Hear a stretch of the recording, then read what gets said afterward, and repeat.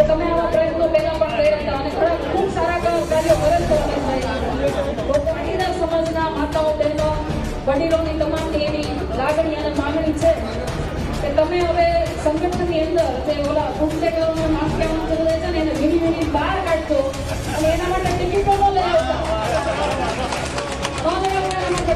એવી મારીના સમાજની તમામની માંગણી છે, બોટાદની જનતાની માંગણી છે.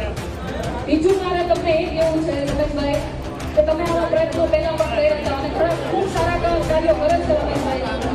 લોકોને કહેવાય ને માતાઓ બહેનોને કથાનું રસપાન કરાવવું, ફ્રીમાં તમે તદ્દન કહેવાય તદ્દન ફ્રીમાં તમે લોકોને લઈ જાઓ છો, તીર્થ યાત્રાઓ કરાવવા ખૂબ સારા કામ કરો છો.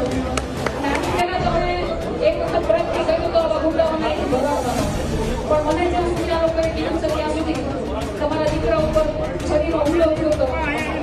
તમારા દીકરા ઉપર છરીનો હુમલો થયો હતો.